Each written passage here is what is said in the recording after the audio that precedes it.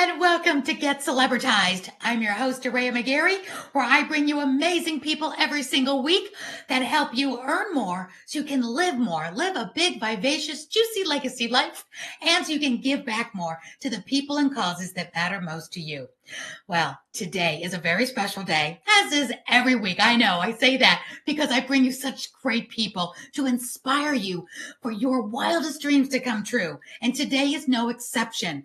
Today I'm bringing on a really good friend of mine who serves on the board of governors of the Emmy Awards here in the Southeast chapter. And he is such a phenomenal talent. Wait till you hear from him. So Dr. Henry Panion III, PhD. He is in 2023, Dr. Panion was inducted into the Alabama Music Hall of Fame. But that's not all. He's a 3-time Emmy Award winner, including the prestigious Silver Circle Award for over 25 years in the industry. Dr. Panion's work has produced 3 Grammy Awards and a host of other national music awards and nominations. He is most known for his work with conducting and arranging for the pop icon Stevie Wonder. I think you've heard of him, right? An association that has spanned over 30 years.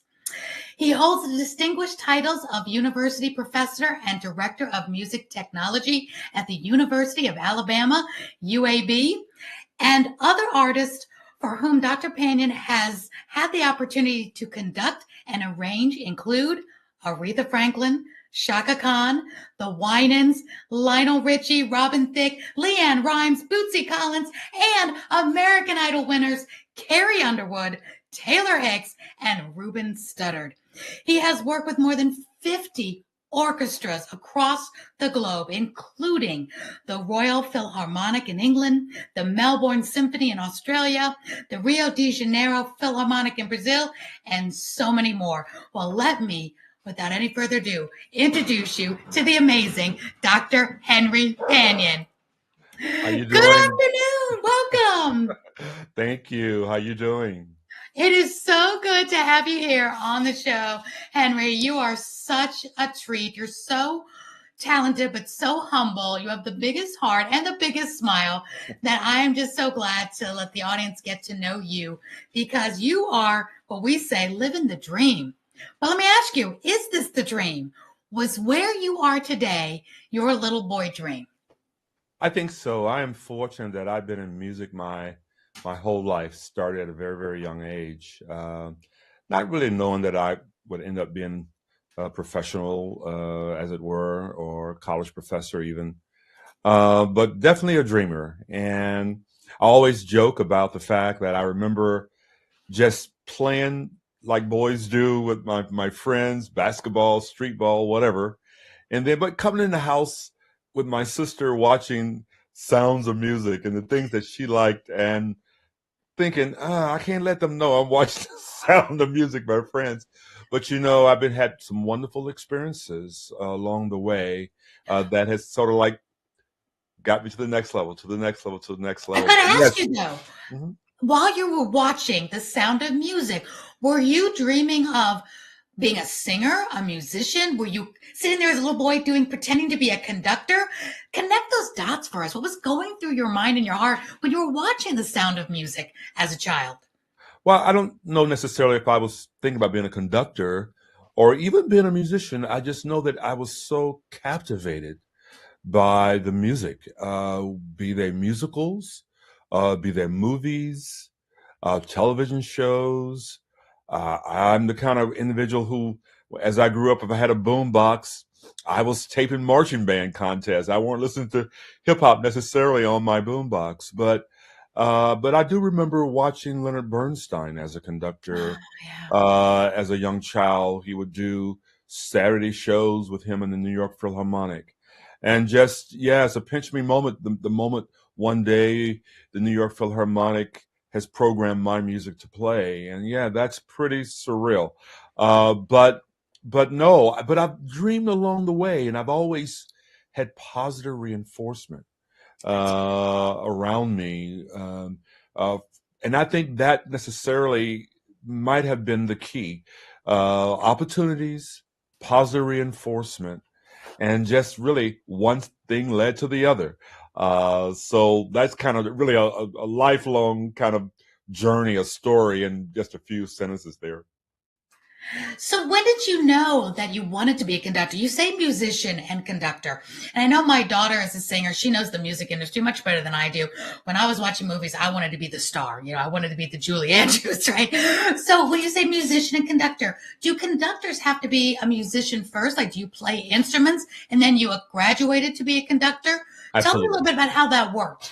Absolutely.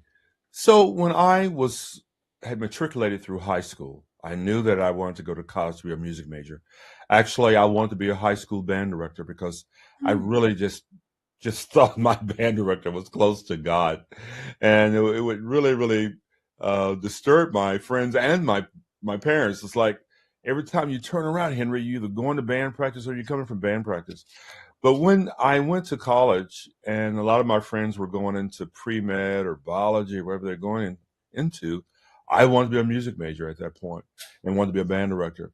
But when I got to college, I had an opportunity to audition and become drum major in undergrad. And fortunately, where I went to undergrad, which was Alabama A&M University, the marching band, the drum majors took control of the rehearsals. So it Oh. gave me a chance to, in addition to taking conducting classes, literally conduct the large ensemble. So I started arranging, and if you know anything about HBCU show bands, the goal there is to have a really exciting show and really writing music that's new music that's on the charts every week. So all these things are happening simultaneously. And in those days, there weren't computers to score your music. So Hmm. the band directors would give the music majors that were selected scores to literally just copy the parts. You would literally just write and copy the parts. So I'll never forget three arrangements that I was copying on the side, saying that I hope that one day I'll be able to present this to the band to see if they'll just read my music. So they were Earth, Wind, and Fire is in the Stone, Michael Jackson's Don't Stop Till You Get Enough, and I think Rocky theme. That's just, I can tell you what was out when I was in college and undergrad. So I presented to the band director saying that, maybe this is an off day.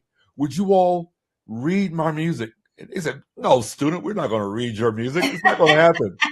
Go away. But fortunate for me, that very next year, the head band director went back to the University of Michigan to finish his doctorate. And they needed some arrangements. And I said, okay, let me see if I can pitch them again. So the second band director now becomes head band director, and I pitched them. He said, I'll tell you what, we'll read them on an off day and we'll see. They read my music. Not only that, they programmed my music. So Mm. imagine me being drum major now on the 50-yard line at what is called the Magic City Classic, which is the leading HBCU football classic in America still. And there I am as a music major conducting my music. I thought I could have died and gone to heaven. But what I did was I submitted those scores to uh, to universities around the country, and Ohio State offered me a full ride for the master's and a PhD. And then, but still, that did not lead necessarily to opportunities to conduct. Because people will always ask me, "Well, how do you meet Stevie? Or how do you meet Quincy? Or how did all that happen?" And each one of these goals and aspirations or achievements, I couldn't pick up a phone and call a Stevie. It doesn't work that way. Stevie, here I am. I'm really good. Will you hire me? It doesn't work You that way. need to know me, right? So, but typically, there's a scripture and a passage that people will say, your gift will make room for you. And, Mm. and, and I do believe that basically I had begun to do things where people began to hear about me. And in my 30 plus year career, and we can dig into that if you want in all aspects of it, but every one of the best opportunities I've had and the ones that have been continuous, uh, even to the point that I'm receiving Emmys. It's like, wait a minute. I'm a musician. How did I even get into this film and TV world? You look up one day, you're involved in it as a filmmaker Hmm. because of the experiences. But they've been one thing have led to another one. So I'm very fortunate. It started very early on, and I'm still, after many years later, still as hungry and as hopeful. I am as passionate about it, and I feel honored to be able to be an active professional musician. And I'll stop there for now because I could I ramble all day love that. You said so much, and my audience really, I love to give them hope because, especially after the pandemic, when so many people had to pivot, maybe some lost hope on their dreams, maybe they're doing something that they thought they'd never do, which isn't a good thing. Others are like not where they want to be, they got derailed. So I really love my program, my guests to give hope. And you're so happy where you are, you're living your dream, which is when you're doing what you're called to do. When in the acting world, when I was an actress, they said 10% of people in the acting world are getting paid to be an actor. We do so much for free in community theater, but to get that job is so few and far between. So when you meet people that are doing what they love, being able to get paid for it and getting honored for it, it's not like, okay, everybody wants to be rich and famous. No, it's imagine being able to do whatever it is you're called to do, whether you're a social worker, whether it's you're owning a nonprofit, whether you want to be an artist, a photographer, whatever it is. So you're living the dream because you're smiling and you're happy with what you're doing. And I always say success is being in the right place at the right time with the right preparation. And that's what I'm hearing from what you just said, that everything was stepping stones. You didn't come out of college and, hey, Stevie was out there. Stevie wanted to meet you and Shaka Khan and all these people. Hey, come on, we're ready for you. It was a process. So talk to us a little bit about maybe some of the biggest breaks that happened for you to be able to work with the Quincy Joneses and the Stevie Wonders, to give our audience hope to know that, okay, great things could be around the corner for them. Yeah, I'll give you one important one. Okay. I had been invited to arrange music for a very, very large church convention. The same organization that John Legend comes out of. He was actually a keyboard player in one of our churches, and as a young man, and I was so excited because I knew of this young group called the Winans that Andre Crouch had signed, and I just to love their songs. But they were the guests one year, and my job was to take an artist's hit songs, rewrite them for them, but also feature a small little church orchestra and the large choir, our church convention choir. But it was the Winans, and I was like, oh my goodness, I couldn't wait to meet them. Well, not only did they arrive late to the convention, they said that, Henry, we don't know if we can do this with you all. We haven't had a chance to rehearse it, X, Y, and Z. There are all these reasons, and there are always reasons why not to do something. Yeah. And many times they're legitimate. But he just saw me just sinking because he knew how disappointed I was about to be. I had not met him before. And Marvin looked at me and said, Henry, I tell you what, we're going to save the two songs that you arranged for us to the very end of the concert. We're going to do them with your group. We'll have our group close by just in case. He said, but if anything goes wrong, we're going to tell this audience of 7,000 people that you're the reason it failed. so so we do the performance, and it was such an enormous hit during the show that the crowd they wouldn't let us stop.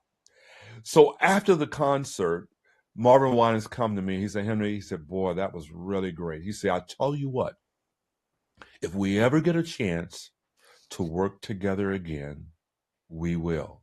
Now that's all the entree, the door opening that I needed.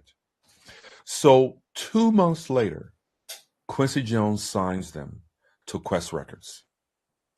They asked me to arrange the record, and that record wins a couple of Grammys. Oh. And it's just amazing how that led to other things. I started doing more orchestral work Stevie hears from me. Other orchestras hear from me. What do you Um, mean they hear from you? Because now you won a couple of Grammys, which is such a big deal, such an honor, and now you're saying Stevie hears from you. Tell us. I like to dig into those little pieces of the pie that a lot of people brush over. Tell us about that connection, because I know yeah. everybody here is going to be like, okay, Stevie Wonder, we all love him, of course, and you want to know, okay, what's that connection? So one day, years later, I'm at the university. I'm in my studio working. My secretary calls over to the studio. She said, Stevie Wonder calls you, says he's going to call you back. I said, don't play with me like that. Please What? don't. So, truly enough, later in the day, he did call. He said, Henry, I was in Detroit, and the conductor of the Detroit Symphony was telling me about some work that you had arranged for orchestra that they had performed. The conductor had performed. He said, I have these numbers I would like for you to arrange and orchestrate. I'm going to send you a CD. I said, well, what do you want me to do with them? He said, write them for orchestra. It'll be fine, I'm sure. And I'll call you later after you finish them. Well, he sends me a CD with 14 tunes to arrange for orchestra. I didn't know how quickly they had to be arranged. So I'm just taking my time to arrange them, and not knowing. So I get a call. He said, Henry, can you come out? I want to rehearse them. I said, when? He said, can you come out next week? I said, what? So, of course, I rushed to try to get them done. We get them done, printed. We fly out to LA thinking that, okay, he's either going to like these arrangements and say, oh, thank you very much, or he's not going to like them and say, thank you very much. That's right. So we get out there and I go into the studio, had not met Stevie. We were rehearsing at Wonderland Studios, and we're there rehearsing. And he said, can you conduct your numbers? I said, sure, I'll conduct my numbers. He didn't know I was a conductor. But little did I know that one of the most famous arrangers in the history of pop music was in the room. Paul Reiser, who you listen to anything from Motown over the years, from Marvin Gaye to the Supremes. He was just the Motown legend when Mm-hmm. it comes to all those songs. So I see his name on some of the scores, didn't know who he was. And they said, can you arrange Paul's numbers? I said, well, where's Paul? Oh, don't worry about it. Just go ahead and see if you can conduct his numbers, rather. So I conduct his numbers, go in and sit with Stevie. They loved it. He said, we really like these. He said, Stevie has some more numbers he'd like for you to hear. And he's going to come by your hotel room tonight. I said, what do you mean? He's going to come by. Don't stay up. He'll just drop by. Well, Oh, little did I know when I got there, rather, they had already got in my room, set up keyboards for Stevie and stuff like that. And I get to my room, all this stuff is there. Stevie comes about 2 a.m. in the morning. I'm there sorting music we had rehearsed. And to make a story that's already very, very long shorter, he asked me, he said, well, I really love what you've done. I love the work you've done. And we have this tour coming up. We'd love for you to go and conduct with us. I said, when is it? Oh, in about 3 weeks. of I said, course. where is it? He said, in Europe. I said, how long have we been gone? It's about a month. So the university worked with Stevie and they allowed me to go. And what I thought was going to be like a 3-week, a month little tour has turned into 30 years. Wow. And the story is that I've always been willing to not chase the money or chase this what we may call success or the hits or whatever it is, but definitely chasing the opportunities that preparing yourself.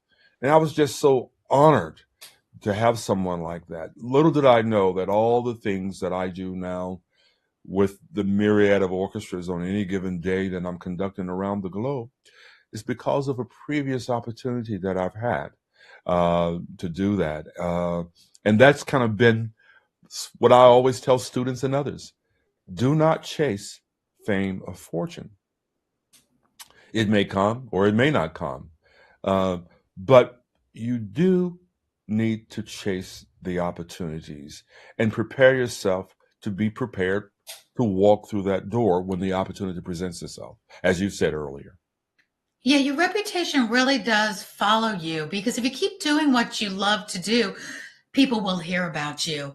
I remember when I used to work with publicists back in the day when I was writing my book and all this stuff, and people would ask, well, I remember my publicist was saying people asked him all the time, I don't care how much it costs, get me on Oprah.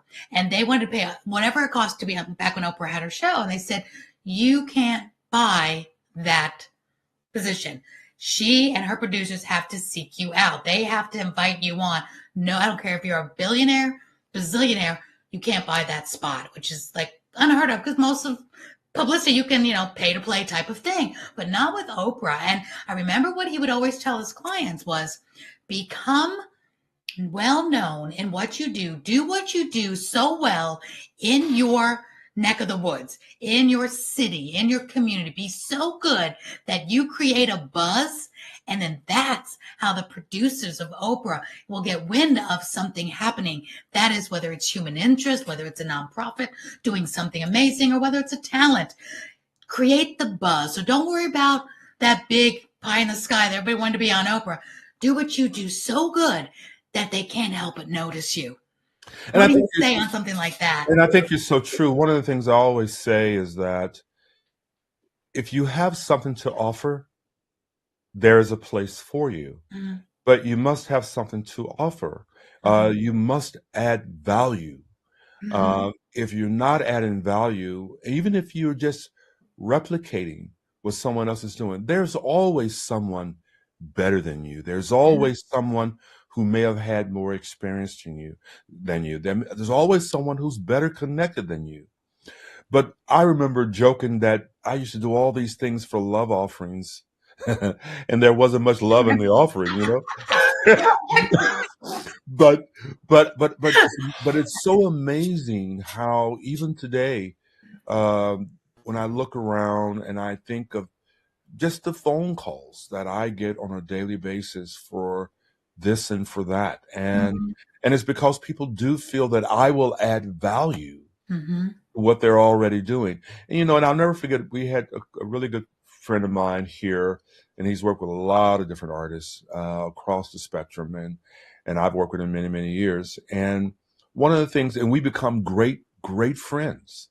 Most people will know the name Greg Filling Gaines because he's just about on everybody's record. Yeah. I met Greg many, many, many years ago, but one of the things about Greg is that this is Greg Filling Gaines, but we are good buddies. We hang together. So there's always someone who can play as well as you, can sing as well as you, can do whatever it is you do. But at the end of the day, will they want to get on a tour bus with you? Oh, Will that's they good. want to get on a plane with you? Will they Mhm. want to have a conversation with you and go Have to dinner dinner, with you. have dinner with you? Mhm. And many times it ends up being those people are the ones who will end up getting the job and getting the phone call. I love that. And speaking of that type of topic, you've worked with some of the greats, and you are one of the greats yourself. And you've worked with like Carrie Underwood and Ruben Studdard. I love American Idol because my daughter did American Idol. And it's such a great, open door for so many people that would have never had the opportunity. You've worked with a lot of cool people. Who is it that you would most want to have dinner with, and why? That you haven't met yet? Who would you most want to have dinner Wow. I tell you who I admire. I'm really eclectic in my tastes, from a Dr. Dre all the way through to a Barbara Streisand. with? And there are things about their lives that I either know about or am connected to. But I think Barbara Streisand. I've been Mm. thinking about her a lot lately because I'm a big fan of her as a songstress, as an actor, as a And a producer. businesswoman. Um, and did some arranging of one of her works last year for a film in fact, the film that won the Emmys. We actually ended up using another song for it, but it was for that production. And I said, boy, this is an amazing song. And I think that her life has been interesting. But, but on any given day, it could be just about anyone. I mean, I spent time with Bootsy Collins. People would think that, wait a minute, you're an orchestra conductor, but you're working with the master of funk, Bootsy Right. Collins and Funkadelics. Yeah. But to get to know the man Mm-hmm. as I did when we did the World Games. It was just unbelievable. The great humanitarian that he is, just the heart, all behind the persona and the glasses and the hat and the beautiful guitars. Um, so I think that it's just kind of hard for me to say one because the list is so long. Now, when I was young, I never really imagined that I would have worked with one of these major stars. But I have such a long list of them on my portfolio. And I promise you, I look back and go like, wow, I work with them. There's not a single day where something doesn't come on television or a record doesn't come on or some kind of award show. And I'm just counting the people I've worked with. And Isn't that cool? That's it, so cool. it is, but Learn it's so not in much this, from them. and it's not in the sense of you're trying to notch off a notch on your belt or Mhm. something like that. It's that you have an opportunity to know them. There's a new film out about the greatest day in pop music. Well, where not Lionel Richie is and Michael were working to create "We Are the World." That's on Netflix, isn't it, or It's on something? Netflix right Yeah, now, I just and saw an advertisement from them for that. it is so captivating I'm gonna watch. and riveting. But I'm just checking off all the artists in the myriad of genres. One of my latest buddies right here in Alabama that I've become really, really good friends with over the last 3 or 4 years is Randy Owens of the group Alabama. Oh wow, yeah. And they've been stars for such a long time. But it was Randy who presented me my Alabama Music Hall of Fame award, and Oh, how honored I am that he would do that. And you people would think we'd be sitting around talking about music, and Randy and I we're talking about the corn. The raccoon's got the corn in his garden. that's my kind of conversation. Yeah. Yeah, the things that we talk about. So to be able to be on a phone call, of course Stevie will call up, and it's never about music really. It's just something that we're just kind of talking about in general. But I think some of the most important artists, when I think about important, I think about being in almost on every continent where there is an orchestra with Stevie and seeing that regardless of where we are in the world, he's always concerned about the plight of whomever is downtrodden, or he's Mm, always concerned about how we are being presented and the persona that he is, not for the names, not for trying to preserve his namesake, but because his heart is truly there. So I've been blessed immensely, and I usually don't really have a chance to think about it like this until mhm. I'm talking to people like you about it. We love this, like a little fly on the wall. Talk to us. But Uh, when you're dealing with what I think everybody can really relate to, because again, you say this and it's so true. It's not about anyone being, you know, name dropping or whatever. It's not that it's Stevie Wonder or Barbra Streisand. It's people in general that have created their life. I want to say massage their life to do what they love to do and be able to create a career out of it, which is the dream. Whether you want to be the best carpenter, the best realtor, the best photographer, you can be the Barbra Streisand of your industry because you're doing what you love. You're really good at it. And other people want to ask you your opinion and be mentored by you. It goes through all the gamuts of all the industries. And we're talking with you who happens to be in the music mhm. business. So I want to ask you, dealing with all these greats, as you are one of them as well, what is some golden nuggets you can share with us Mhm. that people that are at the top of their game do that others maybe don't or should, to Definitely. help give those who are trying to rise up in their industry a little kick, a little extra? Here's what they all kind of have in Mhm. common, or here's their mindset, like the mindset of Stevie Wonder or the Shaka Khan or the Bootsy. Their mindset or something must be different that catapults them to being able to make it in their chosen career that others can Yeah. do in their chosen career. There are two things I will address along this front. One is uh, I don't accept no very easily. No does not mean no. Understand something. People will say no for a myriad of reasons, but you have to have enough confidence in yourself that no just means I need to approach this a different way.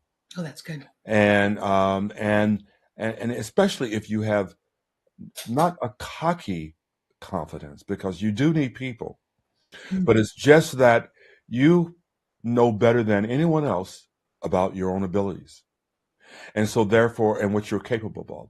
The other thing I want to say is we're in the industry, but, and I'd like to think I'm a really good musician, but it's my business savvy, my business training, and all the things that I've done there that enable us to have the recording company, the entertainment company, the publishing companies.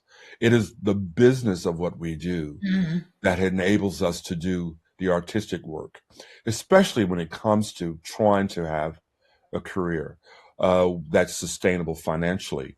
Now, I decided that I wanted to be a college professor. And that's the one thing I wanted to do early on. Once I got to undergrad. But some of the things in the industry beyond being a college professor, as they begin to develop, I knew that if they were going to be sustainable, that I would have to have the kind of infrastructure. So Yeah. typically, most major artists will have a team of people. Now, recognize this. The word team doesn't necessarily mean that everybody has to be on your payroll. Typically, what that may mean, you find like-minded people who have something to offer. They may help you build your team. I've been fortunate to add people to our team as Audio State. The company has grown, but we are very loyal to the people that are around us, and we Mm. are very select in who we'll allow to be around us and on our team. And I like to say this too. If you can't add anything to me, and I can't add anything to you, uh, professionally or artistically, then chances are we don't need to be on the same team. Mm. And I think that this has nothing to do with friendships. It's that I have a goal that I'm trying to reach. That's every single day of my life. You have to want to put in your 10,000 hours. You've got to be willing to do that. You've got to put the time in. You've got to pay your dues. There's no getting around that. But that doesn't have to be a chore. I'm just excited about learning, achieving, growing, enhancing the things I know as I was when I started out. So most of the people that I'm around in the industry, all of the stars, it's not about being a star. It's about doing what they want to do. That Yeah. they just so enamored with being a musician. And Stevie is a technical guru as well. Is So, he? so we locked really carefully. I've been on a plane with him, exhausted, flying 32 hours to Brunei or somewhere like that. We get there, I'm exhausted. He calls me over, say, Henry, hey, I got this little keyboard.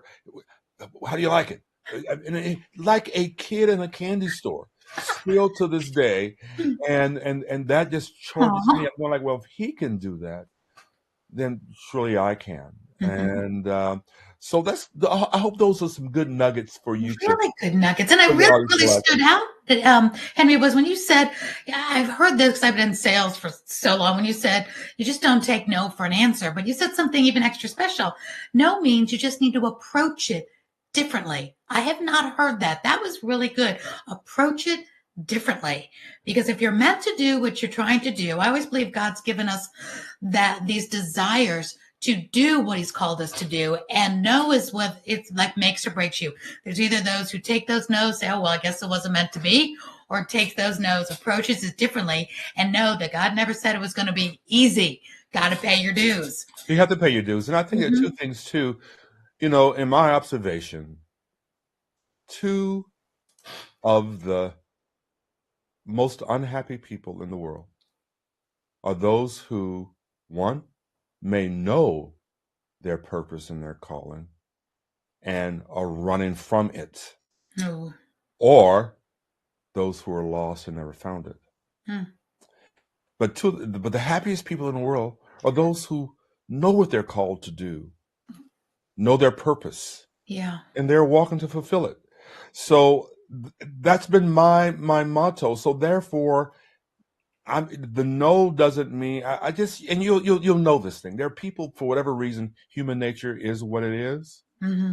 and I'm mature enough and have been fortunate enough that I've had enough people to give me, uh, as it were, the rope, the proverbial rope to go out and, I won't say hang yourself, but I'll say hang yourself.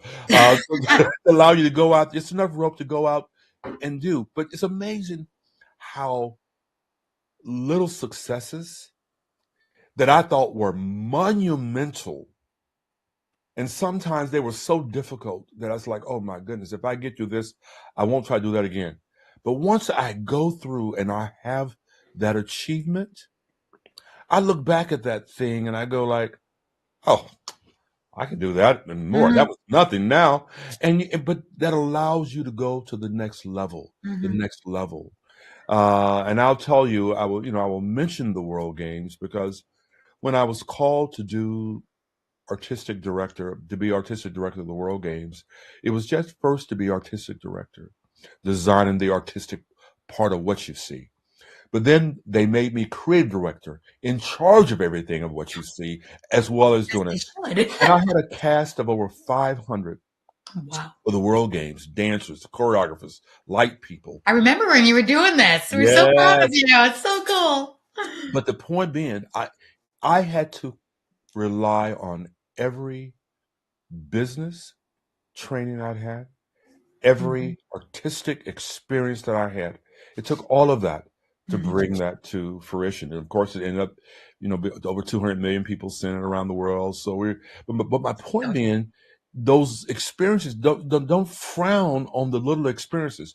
You are never too small to do anything. Mm-hmm. Somebody Absolutely. calls you to arrange or play flute at a wedding. Don't feel that you can't play flute at a wedding, You but never you know may who's at want that wedding. do that wedding because you never know. You may end up doing the wedding for the royal couple in Yes, you England. never know. You never know. Dr. Panion, it's also you become like the people you hang around with most. And you are surrounded by people that are really overachieving in their career industry, as you are as well. And there's a lot of people that through the pandemic, and I like to bring that up every once in a while because I talk to people all the time that still haven't bounced back. So they've had major setbacks and they're still now trying to find themselves. And you mentioned that there's those two types of people, those who are running away from their dream or they're running towards it or they don't know what it is. And I've just been coming across a lot of lost people lately that don't know where they're supposed to be. They're really just lost, confused. What is your advice? Because I know you, again, when you're surrounded by brilliance all the time and you are in your element as you should be. What advice can you give to those who maybe don't know now? Maybe they're at that age, maybe they're over 40, over 50, over 60, realizing something's missing and I don't know what it is. What do you say to them? Can you give them any advice on finding maybe their next chapter in their life or Yeah. finding that ultimate dream that maybe they don't know what it is yet? I think that we all know the people around us who maybe can impart positive words of wisdom in our lives. So the first thing, if you're not around anybody who can give you a positive word, you've got to do that. You've got to have someone who's encouraging to you, and that's the first thing. But then you got to seek out like-minded people or like-minded circumstances. If you know that you were just interested in quilting and you wanted to do quilting and you know nothing about it, well, you got to seek out organizations Mentors. that do quilting. And, Mm-hmm. and I promise you, they're there. And that's one of the beautiful things about the internet. Now, believe it or not, there are some great things about the internet. There are. You can find anybody. You can Google find anything. people. Yes, you People. can. And societies and like-minded. And do that first. I love And that. they really are. It's just amazing. There's groups, we're big in my family, we're big RVers. So that's a Oh, classic example. So as you know, Ari, this is what we do because it's so different from everything I do in the arts. And we've been doing this now for 24 years, whatever it is, since our youngest child. We have four. where's Well, your favorite place to RV to? Oh, we've gone all over, all over the Eastern Seaboard, the Gulf Shores, just from the tip of Florida all the way through to Texas. I mean, so we've been doing Have this fun. a long time. Our longest trip in RV has been like 6 weeks straight, Wow. where Have we fun. just kind of go out with the kids and live it. But we've been doing this for 27 years. But when we did not know anything about RV, we went to an RV show. Mm. Then the first thing we did, we started small. We got a little pull behind for our SUV. The kids were young. We start meeting people, and even to this day, we'll be on a trip like we were last. We spent some time in Asheville last summer to get away, and we met people. And I think they're coming through in April, but you begin to develop these societies of people that have a like-minded. You have to do that, and you'll be surprised at what that will yield as far as the steps that you could take. Nothing more than encouraging you. If I know I Mhm. want to end up writing symphonies, and I want to write orchestral music or whatever it is I want to do, then I need to be around some people who's Mhm. done that, study that. So my encouragement, you're never too old. Amen. And that is the real key. I agree. It used to be that we would think that, well, when I get a certain age, I guess I can get in my rocking chair and rock. No. And, and let me tell you, Absolutely not. I Best is got yet to so come. I got so checked by that. When I turned 50, I was going through a little health issue and I was saying, well, I don't have to do as much stuff as I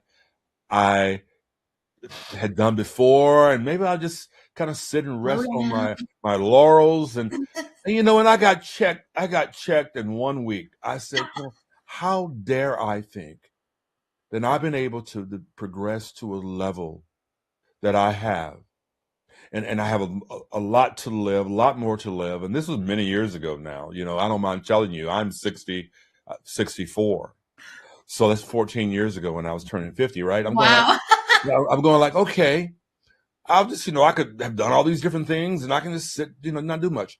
And I Imagine. tell you, I had to correct myself and I even had to repent, if I can use that word here, Sure. because typically most people who we admire, particularly if they're biblical leaders, and then you'll recognize they were well up in the age, perhaps when they did their first greatest work. That's So right. I said, my first 50 years have been great. Just But my practice. next 50 years, I'm going to tear it up. That's right. I love it. And that's so good. I'm so glad you said that. And it leads me right to the perfect segue as we wrap up the show. I could talk to you for forever, but at least, hey, I got your number. We'll talk more. But for our audience, I want to ask you one of my favorite questions to ask on my show is, what is your legacy? Henry, what do you hope is your next chapter? As we're talking about this, you're going to tear it up now. What is next for you, and what do you hope you're most remembered for? I think affecting change in people's lives, providing hope. It seems like everything I have been doing in the last 5 years, for sure, somehow or another, has had the word hope in it. Mm, There was the film Dreams of Hope that won the Emmy about this parallel story between the lives of those who were lost in the 16th Street Baptist Church and those who lost in the Holocaust. You can see that on PBS. Uh, but then there was Hope of Alabama, the theme song for the World Games. There was Send Us Hope that was commissioned by the Alabama Symphony. And so I think if I can leave a lasting legacy, that people should hold on to hope, regardless of their circumstances, that if we don't have hope, I doubt almost anything else matters. mm. So that's my children may want something else more than hope, but They're but done. we'll start with hope. I love that. And what is one thing that could have stopped you from all of this right here where you are today? What's one thing that could have stopped you but didn't? I could have stopped me. Mm, I could have been in my own way. I had to get out of myself, out of my pride, out of my mind, out of my emotions, even, and pick myself up when I didn't feel like it, when I was not encouraged, when no one around me would even compliment me on something that everybody else outside of those around me were complimenting me on. And once I recognized that perhaps if I could get out of my own way and allow myself to forge ahead, just getting up every day, putting one foot in front of the other one in front of the other one, and chipping away at it, you will look back and you will go, boy, did I do all, was that me? Did I do all of that? One at a time. One at a time. You really did. And you made another great point. It's get those balcony friends in your corner, because you got to have them. And back to Barbra Streisand, the song, people who need people, the luckiest people, because there are no islands. We all need each other. And I even said it the other day to some of my clients, there is no self-made anything. We all have had a foothold, a stepping stone by somebody else, a helping hand. We can be that helping hand when we're up, and we can have a helping hand when we're not as far up. So I always think we're in this middle of this conga line where there's always somebody behind us that we can mentor and bring up, but there's always somebody ahead of us that we can reach up and aspire to be even greater. And I don't care if you're 90, 99, whatever. Keep on keeping on. I always think of one of my favorites. It's Betty White, who kept on keeping on until it was like 99. And that's what I want to be as well. So Dr. Henry Panion, thank you so much for being here. I have just thoroughly enjoyed this conversation, and I know my audience will totally love this as well. Let me put up your website one more time. Right here, henrypanion.com. Get to know him. And thank you so much for inspiring and giving hope to so many people. Keep on keeping on. You're living a legacy, Henry. Thank you very much. Thank you. Thank you. Until next time, signing off. You go out there and live your greatest legacy so you can earn more, but more importantly, live more